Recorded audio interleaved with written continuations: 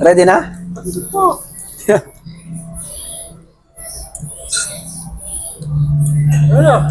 Stud. Okay lang yung Ano yun? ulit mo. Mashallah. Sa tayo man Stud.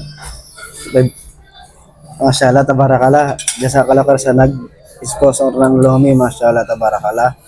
Alhamdulillah. Stud, may katanungan po dito, Stud. So, naka-private siya, hindi siya pwedeng ipakilala eh. Medyo Selan? maselan yung katanungan niya, subhanallah. Pero, inshallah ta'ala, magkaroon kami ng kaalaman dito, Ustad, inshallah. Ustad, ang brother yung nagtanong. Sabi niya, Ustad, Assalamualaikum, Ustad. About po sa bulitas na yun na napag-usapan nung nakaraan, Ustad, sabi niya. Magkaiba po ba ang ilong at sa baba? Anong baba? Anong baba? Siguro, tinutukoy niya, siguro yung ari siguro, Ustad. Oh, babae. Kasi about sa bulitas. Tapos, kung lalagyan daw ng kaibigan ko ang sa kanya dahil lang sa masarapan ang asawa niya, maliit kasi masyado ang sa kanya. At iba daw ang ilong. Sabi, Ustad.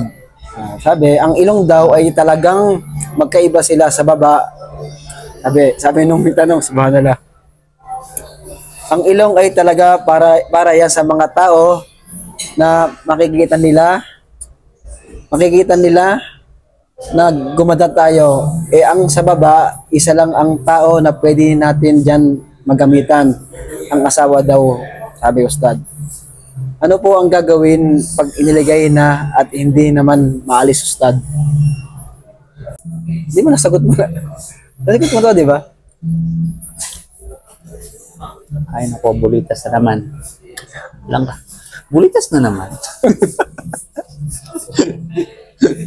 Shout out sa mga may bulitas. Alioy! may bulitas, pag-comment naman. Anyway, yun nga, magkaiba talaga yung ilong at saka yung ibaba.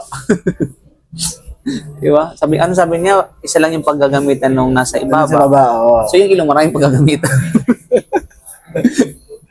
Anyway, I mean, as joking aside, no? So, tulad na sinabi natin, actually, ay marami nang nagsabi na pwede daw at may ilan may mga nagsabi na hindi pwede dahil dito, dahil ganyan. Pero alam na yung status ko dyan. Para sa akin, hindi pwede. Kasi nga, pagbago ng ano yun, yung nilikha ng Allah subhanahu wa ta'ala. Parang, kumbaga, ikiyas natin, gamitin ang analogy, maliit yung boobs mo para masatisfy ang asawa mo. Magpapalagay ka ng silikon kasi maliit yung boobs mo. Di ba? Ganun bagay ba? O kaya para masatisfy ang asawa mo. Di ba? Yung sa babae naman. Palalakihin o pakikiputin. Ganun mga bagay. No? So, sadyang talagang nilikha tayo ng alam, magkakaiba-iba bang. So, Be contented. Diba? Ang ano dyan, key is contentment. At I don't believe na maliit tapos hindi naliligayan ng kanilang mga asawa. Posible. Hindi. Sabi mo nga nakaraan, Ustad. Ha? Sabi mo, may dila naman. Meron namang ibang paraan. Di ba?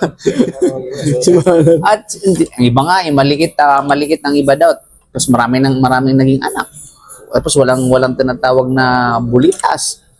May mga bulitas nga naman, pero wala namang anak. Di ba? Walang tinatawag na I mean, hindi yan sa Hindi nasusukat. Hindi nasusukat yan sa tinatawag Di ba? Sa yan, sa performance talaga yan. So, kailangan talaga, minom ka ng kubra. Kung ano man. Pero kung nandyan na yan, kasi hindi mo alam ang rules, nandyan na talaga yan, then, I mean, if you feel na harmful ang pagtanggal nito, di ba? Then, continue mo na lang. No?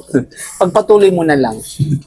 Pero kung you're confident enough na tanggalin ito, diba? Di tanggalin mo. Ang mahalaga, hindi nagbibigay ng pinsala sa'yo. Okay? So, yun. Yun yung grounds natin dyan, mga kapatid.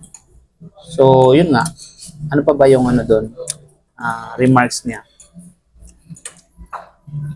ayun nga, actually Ustad yung tanong niya, doon naka-point out niya siya sa kung Kung pag nandyan na. kung nandun na, Oh. pwede ba daw alisin? Oh, yun. So yung ano naman, yung bulit yan dito, I think, hindi man pwede, Yung sa sa ilong. ilong, hindi man pwede lagyan ng bulitas ang ilong ng lalaki. Kasi sa atin, bawal tayo maglagay ng anuman dekorasyon o palamuti sa ating mukha. Kasi ito ay adornment lamang ng para sa babae. Yung hikaw, yung tinatawag na meron dito, sa mga babae lang yan. Hindi yan suitable sa mga, mukha kang adik kapag nilagay mo yan, para kang aso. No? Kaya wag ka maglagay ng bulitas o anumang ano sa ano mo. So just be yourself na kung matangos talaga ang ilong, matangos talaga yung ilong mo. Diba? Kung ano talaga yun. No? Tanggapin mo, ganun talaga yung mukha mo. Huwag mo nang lagyan ng ano, bawal yun. Sa mga babae, pwede yan sapagkat dekorasyon sa kanila yun. Diba? So yun lang, nasabi natin. Hopefully ay na-justify natin ng mabuti yung kanyang tanong. May dagdag ka ba? May dagdag ka? Ano, Ustad, actually, innocent ako sa mga ganyang bagay, Ustad. Eh. Wala ko alam dyan. Kasinti yung taingan niya. Okay mga kapatid, so inshallah, andito po natin sa By Tuti pala tayo. Mashallah, maraming salamat sa ating sponsor. Mashallah, tabarakallah. Yung ating cameraman, siya yung sponsor natin. Hindi ay magpakilala. Okay, so maraming salamat dito sa By Tuti. Isa kong lokay. At abangan niyo pa yung mga maraming katanungan na magaganap dito sa By Tuti. Bira mo,